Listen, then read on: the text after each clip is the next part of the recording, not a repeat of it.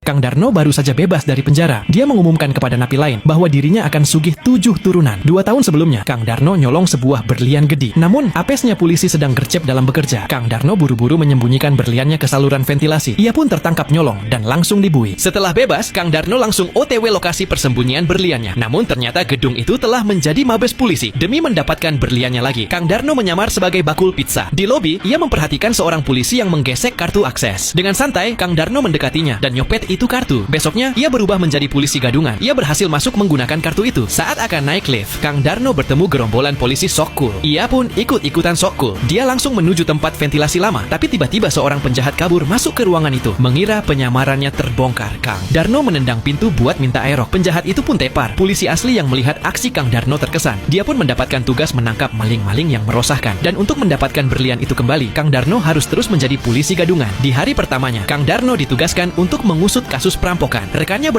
Pria ini mengabaikan peringatan pelaut kulit putih. Ia melompat ke laut untuk mandi. Seorang perwira melihat kejadian itu. Ia memerintahkan seorang pelaut untuk menangkap pria tersebut. Ternyata, di kapal perang Amerika, pelaut kulit hitam tidak diizinkan berenang di laut. Mereka hanya boleh menonton pelaut kulit putih bermain. Namun pria ini melanggar aturan. Menyadari bahaya yang mengancam, ia mempercepat gaya renangnya dan meninggalkan pelaut kulit putih itu. Semua pelaut kulit hitam digeladak bersorak untuknya. Kapten melihat kejadian itu. Ia menganggap pria tersebut memiliki bakat alami dalam menyelam dan merekomendasikannya ke Akademi Angkatan Laut. Pria itu pun menjadi kadet Angkatan Laut kulit hitam pertama. Namun saat masuk sekolah, rekan-rekan kulit putihnya meludahinya. Bahkan instruktur pun tidak menyukainya. Pada malam pertama, sang instruktur sengaja menyiramnya dengan air untuk membangunkannya. Lalu ia menyemprotkan selang bertekanan tinggi ke arah pria itu. Ia bahkan menenggelamkan kepala pria tersebut ke dalam air. Berusaha memaksanya menyerah, namun pria itu menolak untuk mundur. Pada hari itu, sebuah kapal selam mengalami kecelakaan. Selang oksigen seorang pelaut tersangkut dan ia berada dalam bahaya besar. Hanya pria itu yang bersedia melakukan penyelamatan. Di saat genting, ia memberikan selang oksigennya kepada rekannya. Rekannya pun selamat. Tetapi keesokan harinya, instruktur justru memberikan medali kepada pelaut kulit putih lain. Pria itu pergi tanpa mengucap sepatah kata, membuat pelaut tersebut merasa malu. Malam harinya, pria itu pergi ke sebuah bar. Instruktur masih mengejek warna kulitnya. Pria itu tak tahan lagi. Ia menantang instruktur dalam sebuah pertandingan. Lalu pria itu mengenakan pakaian selam. Saat air menutupi hidungnya, pertandingan dimulai. Mereka bertanding menahan napas. Setelah 5 menit, pria itu masih tampak tenang. Sementara instruktur mulai berdarah dan hampir pingsan. Wasit segera membuka penutupnya. Pria itu menang. Kepala Akademi murka. Ia tidak ingin pria kulit hitam itu lulus dari Akademi Angkatan Laut. Malam itu juga, instruktur kembali menemui pria itu dan mencoba membujuknya untuk mundur. Namun pria itu tetap menolak. Instruktur marah dan menghancurkan radio milik pria itu, lalu memperingatkannya. Tapi keesokan harinya, pria itu tetap mengikuti ujian. Ujian menyelam pun dimulai. Instruktur dengan sengaja merobek tas peralatan pria itu, hingga semua perkakasnya tercecer di dasar laut. Para peserta lain segera menyelesaikan ujian dan naik ke permukaan. Hanya pria itu yang masih terus mencari bagian-bagian alatnya hingga larut malam. Semua orang mengira ia tidak akan muncul kembali. Lalu mereka menarik tali pengaman. Namun yang muncul justru adalah baling-baling yang sudah dirakit. Akhirnya, setelah 10 jam, pria itu berhasil kembali ke daratan. Tubuhnya sudah membeku dan membiru. Instruktur kemudian mengumumkan bahwa pria itu lulus ujian. Ia pun lulus dari akademi. Saat hendak pergi, ia melihat radionya telah diperbaiki. Ia mematikannya. Ia sadar bahwa itu adalah permintaan maaf dari sang instruktur. Seorang gadis kecil di kelas menggambar terus-menerus menulis sesuatu di atas kertasnya. Guru mengira dia sedang membuat sketsa. Tetapi saat mendekat, guru melihat bahwa gadis itu sedang menulis angka tanpa henti. Guru berkata, ini kelas seni, bukan matematika. Tetapi gadis itu tidak berhenti. Dia justru mulai menulis angka-angka itu dengan lebih cepat. Guru tidak mengerti apa yang terjadi. Jadi dia mengambil buku gadis itu dan membubarkan kelas. Di luar, gadis itu menatap matahari dengan tajam. Guru memanggilnya, tetapi Linda tidak menoleh. Sepertinya pikirannya sedang berada di tempat lain. Hari itu, sebuah proyek dilakukan di sekolah. Karya seni buatan para murid dimasukkan ke dalam kapsul waktu dan dikubur di bawah tanah. Rencananya, kapsul itu akan dibuka 50 tahun kemudian. Linda berdiri dari kejauhan memperhatikan semua itu. Ada keseriusan aneh di wajahnya. Beberapa saat kemudian, saat sang guru melihat lagi, Linda sudah tidak ada di sana. Sekolah menjadi panik. Mereka mencarinya kemana-mana, tapi tidak menemukannya. Hari berlalu, malam pun tiba. Tetapi tidak ada jejak Linda. Pada malam hari, terdengar suara-suara aneh dari ruang bawah tanah sekolah. Seorang guru memberanikan diri untuk turun ke sana. Saat melihat pemandangan di bawah, bulu kuduknya Anaknya berdiri. Linda duduk di lantai. Darah menetes dari tangannya, dan jari-jarinya terus bergerak tanpa henti. Dia sedang menulis angka yang sama berulang kali sambil bergumam. Tunggu, tunggu. Hal itu membuat sang guru mundur ketakutan. Tidak ada yang mengerti kenapa Linda melakukan semua itu. 50 tahun kemudian sekolah membuka kapsul waktu itu. Karya seni lama para murid muncul ke permukaan dan dibagikan kepada murid-murid baru. Beberapa menerima gambar roket, yang lain mobil terbang. Semua anak tampak sangat senang. Tapi ada satu anak, Carl, yang hanya menerima selembar kertas tua dan robek yang penuh dengan angka-angka. Carl agak sedih, tapi kemudian dia melihat seseorang yang aneh sedang memperhatikannya dari kejauhan. Saat Carl menoleh, pria itu menghilang. Carl berpikir mungkin angka-angka itu memiliki arti khusus. Dia membawa kertas itu pulang dan menunjukkannya pada ayahnya, Jack. Awalnya Jack mengira itu hanya lelucon anak-anak dan meletakkan kertas itu di bawah cangkir. Namun dia terkejut saat melihat sebuah angka, 911,296. Angka itu ternyata merupakan tanggal 11 September 2001 dan jumlah korban tewas 2.996 orang. Benar-benar akurat. Jack yakin itu bukan kebetulan. Dia mulai membaca seluruh kertas itu dengan saksama. Saat menghubungkan setiap angka dengan tanggal dan jumlah kematian, dia melihat bahwa setiap angka merujuk pada kecelakaan besar di dunia. Namun setelah semua tanggal itu, ada beberapa angka dan kata lagi. Co-op Nerdnets. Jack mengira itu mungkin nama-nama tempat. Keesokan paginya, Jack pergi menemui temannya yang seorang astronom. Tetapi temannya justru menertawakannya dan tidak menganggapnya serius. Jack berkata, masih ada 3 kecelakaan lagi. Yang berikutnya akan terjadi besok dan 81 orang akan meninggal. Malam itu, Jack mulai menonton berita, tetapi tidak ada informasi apapun di televisi. Dia pergi menjemput anaknya dari sekolah, tapi terjebak dalam kemacetan besar. Saat itulah dia menyadari bahwa tempat itu sesuai dengan yang tertulis dalam angka-angka itu. Dia segera keluar dari mobil dan melihat sebuah pesawat telah jatuh. Dia berlari ke sana dan mulai membantu para korban luka. Tapi kemudian terjadi ledakan besar yang menewaskan banyak orang. Kini Jack benar-benar yakin, apa yang ditulis Linda 50 tahun lalu adalah sebuah ramalan. Setiap kecelakaan, setiap kematian, semuanya sudah dituliskan sebelumnya. Tapi yang paling menakutkan adalah, siapa yang memberitahu angka-angka itu kepada Linda? Pria di dalam mobil baru saja selesai mencicipi rasa nikmat dari barang haram, tiba-tiba sebuah mobil polisi berhenti di belakangnya. Namun, pria itu tidak panik sama sekali. Sebaliknya, ia dengan santai mengundang petugas wanita untuk masuk ke mobilnya. Tak ada yang menyangka setelah 2 detik, pria itu tiba-tiba bangun dan memeluk petugas wanita itu. Namun, ia langsung didorong oleh petugas wanita. Setelah itu, petugas wanita tersebut memberikan isyarat kepada pria itu agar menunjukkan sejumlah uang untuk dilihatnya. Ternyata polisi telah menyalahgunakan wewenangnya untuk berkolusi dengan para penjahat lokal dalam sebuah transaksi barang haram. Namun transaksi ini baru berjalan setengah jalan ketika seorang jurnalis yang sedang melintas mendengar keributan tersebut. Ia segera mengeluarkan kameranya dan mengambil gambar. Saat itu petugas wanita di dalam mobil mendengar suara keras kemudian mencari sumber suara tersebut, menyadari bahwa pria itu telah merekam percakapan mereka. Dalam kebingungan pria itu mencoba melarikan diri, tetapi meskipun ia berlari cepat, ia tidak bisa menghindari kemarahan petugas wanita. Semua kejadian ini terekam dengan jelas oleh jurnalis tersebut. Namun saat ia menekan tombol kamera, suara itu langsung disadari oleh petugas wanita, membuat jurnalis panik dan ia pun melarikan diri, bahkan kamera yang dipegangnya terjatuh. Petugas wanita segera menghubungi atasannya dan setelah memastikan tidak ada saksi lain, mereka mengirimkan seorang anggota untuk mengamankan lokasi. Namun ketika anggota tersebut tiba, bukannya mencari jurnalis, ia malah membersihkan barang-barang di dalam mobil. Sementara itu jurnalis yang bersembunyi di balik pohon merasa ketakutan. Ia tahu bahwa seluruh kepolisian tidak bersih dan melapor pun tidak ada gunanya. Dalam keadaan putus asa, jurnalis itu muncul dan bergetar, menyatakan bahwa ia tidak akan membocorkan informasi apapun dan berharap petugas wanita membiarkannya pergi. Awalnya petugas wanita setuju, tetapi saat ia berusaha menenangkan jurnalis, suara anggota polisi yang datang tiba-tiba terdengar. Sebelum anggota polisi datang, jurnalis itu mencoba melawan. Tetapi petugas wanita itu segera mencekiknya. Saat petugas wanita mengeluarkan pistol, jurnalis itu menghantamnya ke pohon. Setelah itu, jurnalis berusaha sekuat tenaga untuk melarikan diri ke bawah gunung, dan saat itu ia bertemu dengan anggota polisi yang lain. Ia dipukul dan hampir dibunuh, tetapi kebetulan seorang mantan kepala polisi melihat kejadian tersebut. Menyadari bahwa ada sesuatu yang tidak beres, ia melemparkan batu untuk menarik perhatian kedua polisi tersebut. Kemudian mantan kepala polisi itu dengan mudah mengendalikan situasi dan memerintahkan mereka untuk menyerah. Namun saat mantan kepala polisi meminta jurnalis untuk segera melarikan diri, petugas wanita tiba-tiba berdiri dan menembakkan senjatanya. Beruntung keduanya berhasil bersembunyi di hutan. Jurnalis itu berlari dan segera menemukan sebuah rumah kayu tua. Di dalamnya ia menemukan sebuah pisau untuk memotong tali yang mengikat tangannya. Namun kedua polisi tersebut tidak menyerah dan terus mengejarnya. Sementara itu mereka telah menemukan kamera yang hilang dan segera mengunggah bukti yang ada di dalamnya. Ketika pihak berwenang tiba di lokasi, mereka langsung mendapatkan informasi dari jurnalis tersebut dan akhirnya krisis ini pun berakhir. Dia baru saja menikah dengan seorang miliarder, tapi tak lama dia menjadi janda. Meski mewarisi harta 100 miliar, tidak ada secercah kebahagiaan di wajahnya saat pemakaman. Dia menyembunyikan kesedihannya. Saat itu dia harus terlihat kuat karena perusahaan suaminya masih membutuhkannya untuk memimpin. Tapi yang tak pernah dia duga, dia menerima telepon dari orang asing. Orang asing itu berkata, "Aku Leon, aku masih hidup." Luna benar-benar terkejut. Dia telah melihat suaminya dikubur dengan mata kepalanya sendiri, dan suara itu sama sekali tidak mirip Leon. Setelah berpikir, dia mengira ini hanya lelucon. Tapi yang tidak dia tahu, jiwa Leon telah masuk ke tubuh seorang narapidana yang seharusnya sudah mati. Dan dia mengendalikan sepenuhnya tubuh itu, seolah terlahir kembali. Untuk bertemu Luna secepat mungkin, dia pertama-tama menemui sahabat lamanya. Tapi sahabatnya itu tidak percaya. Tanpa pilihan lain, Leon mengungkapkan rahasia yang hanya mereka berdua yang tahu selama puluhan tahun. Barulah pria itu percaya bahwa orang asing ini benar-benar sahabatnya. Saat Luna tiba di perusahaan, dia bertemu dengan seorang anggota dewan. Orang itu sudah tidak bisa sabar lagi untuk segera memilikinya. Luna merasa tidak berdaya, tapi tidak berani melawan secara langsung karena dia masih belum memiliki banyak suara di dewan. Untungnya sahabat Leon menelepon. Dia mengatakan situasi saat ini genting dan Luna sebaiknya merekrut sopir baru. Dia punya kandidat yang terpercaya. Luna tidak berpikir panjang dan langsung setuju. Mereka mengatur pertemuan di rumah megah itu keesokan harinya untuk wawancara. Saat itu Leon belum bisa mengungkapkan identitasnya. Pertama, Luna mungkin tidak akan percaya. Kedua, dia perlu mencari tahu kebenaran di balik kematiannya.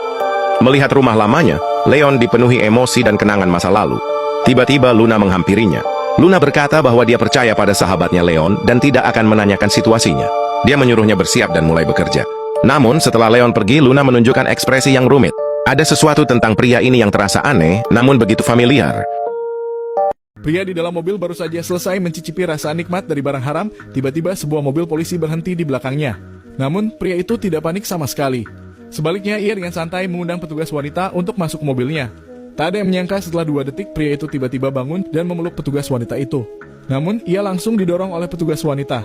Setelah itu, petugas wanita tersebut memberikan isyarat kepada pria itu agar menunjukkan sejumlah uang untuk dilihatnya. Ternyata polisi telah menyalahgunakan wewenangnya untuk berkolusi dengan para penjahat lokal dalam sebuah transaksi barang haram. Namun transaksi ini baru berjalan setengah jalan ketika seorang jurnalis yang sedang melintas mendengar keributan tersebut. Ia segera mengeluarkan kameranya dan mengambil gambar. Saat itu petugas wanita di dalam mobil mendengar suara keras kemudian mencari sumber suara tersebut, menyadari bahwa pria itu telah merekam percakapan mereka. Dalam kebingungan pria itu mencoba melarikan diri, tetapi meskipun ia berlari cepat, ia tidak bisa menghindari kemarahan petugas wanita. Semua kejadian ini terekam dengan jelas oleh jurnalis tersebut. Namun saat ia menekan tombol kamera, suara itu langsung disadari oleh petugas wanita, membuat jurnalis panik dan ia pun melarikan diri, bahkan kamera yang dipegangnya terjatuh. Petugas wanita segera menghubungi atasannya dan setelah memastikan tidak ada saksi lain, mereka mengirimkan seorang anggota untuk mengamankan lokasi. Namun ketika anggota tersebut tiba, bukannya mencari jurnalis, ia malah membersihkan barang-barang di dalam mobil. Sementara itu jurnalis yang bersembunyi di balik pohon merasa ketakutan. Ia tahu bahwa seluruh kepolisian tidak bersih dan melapor pun tidak ada gunanya. Dalam keadaan putus asa, jurnalis itu muncul dan bergetar, menyatakan bahwa ia tidak akan membocorkan informasi apapun dan berharap petugas wanita membiarkannya pergi. Awalnya petugas wanita setuju, tetapi saat ia berusaha menenangkan jurnalis, suara anggota polisi yang datang tiba-tiba terdengar. Sebelum anggota polisi datang, jurnalis itu mencoba melawan. Tetapi petugas wanita itu segera mencekiknya. Saat petugas wanita mengeluarkan pistol, jurnalis itu menghantamnya ke pohon. Setelah itu jurnalis berusaha sekuat tenaga untuk melarikan diri ke bawah gunung dan saat itu ia bertemu dengan anggota polisi yang lain. Ia dipukul dan hampir dibunuh, tetapi kebetulan seorang mantan kepala polisi melihat kejadian tersebut. Menyadari bahwa ada sesuatu yang tidak beres, ia melemparkan batu untuk menarik perhatian kedua polisi tersebut. Kemudian mantan kepala polisi itu dengan mudah mengendalikan situasi dan memerintahkan mereka untuk menyerah. Namun saat mantan kepala polisi meminta jurnalis untuk segera melarikan diri, petugas wanita tiba-tiba berdiri dan menembakkan senjatanya. Beruntung keduanya berhasil bersembunyi di hutan. Jurnalis itu berlari dan segera menemukan sebuah rumah kayu tua. Di dalamnya ia menemukan sebuah pisau untuk memotong tali yang mengikat tangannya. Namun kedua polisi tersebut tidak menyerah dan terus mengejarnya. Sementara itu mereka telah menemukan kamera yang hilang dan segera mengunggah bukti yang ada di dalamnya. Ketika pihak berwenang tiba di lokasi, mereka langsung mendapatkan informasi dari jurnalis tersebut dan akhirnya krisis ini pun berakhir.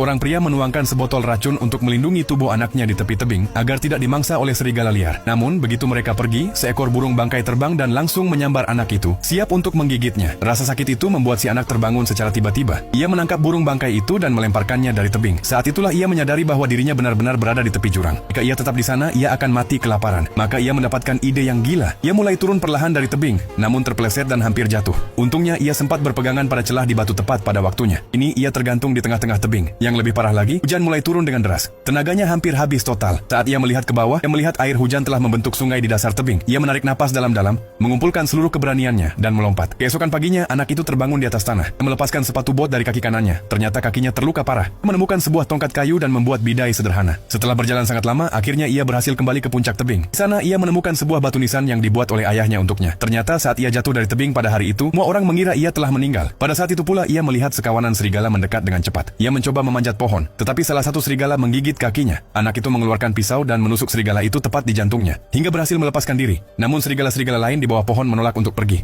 Malam itu mereka melolong di bawah sinar bulan. Untungnya keesokan harinya kawanan itu akhirnya pergi. Menyisakan hanya satu serigala abu-abu yang terluka. Anak itu membuat tombak, siap untuk menghabisinya. Tetapi saat melihat betapa menyedihkannya serigala itu, ia tidak tega melakukannya. Sebagai gantinya, ia mengikat moncong serigala itu dengan tali. Kemudian ia menemukan sebuah gua dan membaringkan serigala itu di sampingnya. Tertidur di lantai gua itu. Pagi-pagi sekali keesokan harinya saat ia bangun, serigala abu-abu itu telah berhasil melonggarkan ikatan di moncongnya. Tetapi alih-alih menyerang, anak itu dengan lembut menawarkan semangkuk air kepadanya. Lihat bahwa anak itu tidak ingin menyakitinya, serigala itu mulai minum. Kemudian anak itu pergi berburu dan dengan keberuntungan berhasil menangkap seekor kelinci. Ia mengangkat batu dan menghantamkan ke kelinci itu. Sesampainya di gua, ia bekerja keras menyalakan api dengan menggosokkan kayu. Setelah seharian berusaha, akhirnya ia bisa memakan sedikit kelinci panggang. Serigala abu-abu di sampingnya tampak sangat ingin mencicipinya. Anak itu berkata, "Kalau kamu mau daging, kamu harus bersikap baik." Yang mengejutkannya, serigala itu menundukkan kepala. Ya, Pria di lapas itu terus menghitung masa tahanannya, tapi ia memilih untuk segera melarikan diri dengan penuh resiko. Ia membasahi kepalanya untuk menciptakan gaya rambut modern dan kemudian berganti dengan pakaian sipir penjara yang telah ia curi. Namun ini hanyalah awal dari rencana gila pria itu, karena ia akan keluar dari penjara di hadapan publik. Tanpa diduga, pria itu telah dipenjara di sini selama 5 tahun, tapi baik sipir penjara maupun narapidana tidak mengenalinya. Ternyata pria itu memotong jenggotnya yang sengaja ia tumbuhkan selama setahun sebelum melarikan diri. Namun langkah selanjutnya adalah kunci akses pintu keluar. Ia memanfaatkan kerumunan dan diam-diam mencuri kartu akses sipir penjara. Sekarang ia bisa mendapatkan kembali kebebasannya dengan menggesek pintu di depannya. Namun pada saat ini sebuah tangan tiba-tiba menghalangi jalan pria itu. Untungnya sipir penjara mengira pria itu adalah rekan barunya, jadi ia membiarkan pria itu keluar dari penjara. Namun pria itu tidak mengendurkan kewaspadaannya karena sipir penjara akan mengetahui bahwa ia telah melarikan diri dari penjara dalam waktu 10 menit dan ia pasti akan dicari oleh polisi. Jadi pria itu menemukan mobil patroli di penjara. Setelah dengan cekatan menyalakan mesin, ia melajukan mobilnya menuju bandara. Namun ia tidak pergi dengan pesawat, melainkan pergi ke pasar barang bekas di sebelah bandara dan membeli rompi pelayan bekas seharga $3, lalu berpura-pura layaknya tukang parkir. Ketika orang kaya itu mengira pria itu adalah tukang parkir, ia langsung memberinya tips $10 dan kunci mobil. Tapi tanpa diduga, pria itu langsung membawa pergi mobil mewah milik orang kaya itu. Yang lebih mengejutkan lagi, rencana gila yang mempertaruhkan kebebasannya seumur hidup ini hanya karena sepatah kata dari pacarnya. Maka detektif yang menangani kasus tersebut mulai mencari pria itu, tapi menemukan bahwa pria itu benar-benar datang ke rumah pacarnya, tapi rumah itu kosong saat itu. Dihadapkan dengan orang putus asa akan cinta ini, detektif yang telah menangani kasus ini selama bertahun-tahun pun terdiam karena penjahat ini telah kabur dari masa tahanan, tapi juga harus menghabiskan 4 tahun lagi di penjara. Ketika detektif hendak menangkap pria itu, situasi tiba-tiba berubah menjadi lebih buruk. Pria yang bermata tajam itu justru menemukan kawat logam yang dikenalnya pada detektif tersebut. Ternyata detektif tersebut telah mengalami masalah besar sebelum mencari pria itu. Sekelompok orang tidak hanya mencuri brankas bank, tapi juga mengubah kata sandi brankas tersebut. Namun ketika para ahli memecahkannya, sebuah kecelakaan tiba-tiba terjadi. Ternyata para perampok telah menebak bahwa mereka akan membuka brankas tersebut, sehingga mereka secara provokatif meledakkan bom di balik pintu. Namun dengan ledakan yang keras, bukti yang dibutuhkan oleh polisi juga ikut lenyap karena ledakan tersebut. Namun saat berhadapan dengan perampok yang sangat pintar, pria itu sekilas melihat bahwa ini adalah tali logam dalam dolar Kanada yang baru. Penilaian profesional lintas batas ini langsung membuat detektif terkejut karena versi dolar ini belum dikeluarkan secara resmi oleh bank. Jadi detektif tersebut meminta pria itu untuk memberitahu lebih banyak informasi tentang perampok tersebut di dalam sel. Tapi di luar dugaan, pria itu tidak hanya tidak memberitahu, tapi juga meminta detektif tersebut untuk mengeluarkannya dari penjara. Pria itu mendapatkan kembali kebebasannya, namun karena dana proposal hanya $700, agen tersebut hanya dapat menempatkan pria itu di sebuah hotel tua. pria ini dulunya adalah bos mafia. Bahkan para preman paling tangguh pun akan gemetar hanya dengan mendengar namanya. Tapi sekarang dia bekerja sebagai koki di sebuah restoran. Namun tangannya masih bergerak dengan kecepatan dan ketepatan yang sama, seperti saat dia dulu memegang senjata. Dia tidak hanya memasak makanan lezat, tapi juga menghiasnya dengan begitu indah hingga orang-orang terkagum-kagum hanya dengan melihatnya. Dia bahkan bisa membuat bunga dari kertas aluminium. Hiasan di atas piringnya membuat orang senang bahkan sebelum mulai makan. Perlahan-lahan, restoran kecilnya menjadi yang paling terkenal di daerah itu. Dia bekerja dengan jujur setiap hari, tapi tidak pernah meminta gaji lebih kepada bosnya. Alasannya bukan hanya karena memasak. Ada tujuan lain di balik semua itu. Suatu hari saat mandi, dia terpeleset karena sabun dan jatuh. Orang-orang di sekitarnya segera membawanya ke rumah sakit. Saat dia sadar, dia kehilangan semua ingatannya. Dia tidak bisa mengingat apapun. Pakaian dan barang-barangnya juga sudah berganti, dan dia tidak punya uang untuk membayar biaya rumah sakit. Saat itu seorang gadis baik hati bernama Ella membantunya dan membayar tagihan rumah sakitnya. Ketika mereka keluar dari rumah sakit, Ella bertanya umur berapa dia. Dia mengambil dompetnya dan melihat KTP-nya, yang tertulis bahwa usianya 32 tahun. Ella terkejut melihatnya. Ella bertanya umur berapa dia. Dia mengambil dompetnya dan melihat KTP-nya, yang tertulis bahwa usianya 32 tahun. Ella terkejut melihatnya, bahkan dia sendiri tidak percaya. Dia pergi ke alamat yang tertera di KTP-nya, tetapi rumah itu kotor dan bau. Dia tidak bisa mengingat apapun. Tapi begitu Ella pergi, dia mulai membersihkan rumah itu, berharap ingatannya akan kembali. Dia mencoba berbicara dengan tetangga, tapi tidak ada yang mau membuka pintu. Saat itu seorang preman datang dan mencoba menyerangnya, tapi dia dengan mudah mengalahkan preman itu. Hal ini membuatnya curiga bahwa mungkin dia punya kekuatan khusus. Saat Ella datang lagi untuk menemuinya, dia memberitahu bahwa dia suka bersih-bersih dan juga pandai menggunakan pisau. Mendengar itu, Ella membawanya ke toko kue beras milik keluarganya. Manajer toko berpikir dia tidak akan berguna. mana. Tapi begitu pria itu mengambil pisau dan menunjukkan keahliannya, semua orang langsung terkejut. Pria di lapas itu terus menghitung masa tahanannya, tapi ia memilih untuk segera melarikan diri dengan penuh resiko. Ia membasahi kepalanya untuk menciptakan gaya rambut modern dan kemudian berganti dengan pakaian sipir penjara yang telah ia curi. Namun ini hanyalah awal dari rencana gila pria itu, karena ia akan keluar dari penjara di hadapan publik. Tanpa diduga, pria itu telah dipenjara di sini selama 5 tahun, tapi baik sipir penjara maupun narapidana tidak mengenalinya. Ternyata pria itu memotong jenggotnya yang sengaja ia tumbuhkan selama setahun sebelum melarikan diri. Namun langkah selanjutnya adalah kunci akses pintu keluar. Ia memanfaatkan kerumunan dan diam-diam mencuri kartu akses sipir penjara. Sekarang ia bisa mendapatkan kembali kebebasannya dengan menggesek pintu di depannya. Namun pada saat ini sebuah tangan tiba-tiba menghalangi jalan pria itu. Untungnya sipir penjara mengira pria itu adalah rekan barunya, jadi ia membiarkan pria itu keluar dari penjara. Namun pria itu tidak mengendurkan kewaspadaannya karena sipir penjara akan mengetahui bahwa ia telah melarikan diri dari penjara dalam waktu 10 menit dan ia pasti akan dicari oleh polisi. Jadi pria itu menemukan mobil patroli di penjara. Setelah dengan cekatan menyalakan mesin, ia melajukan mobilnya menuju bandara. Namun ia tidak pergi dengan pesawat, melainkan pergi ke pasar barang bekas di sebelah bandara dan membeli rompi pelayan bekas seharga $3, lalu berpura-pura layaknya tukang parkir.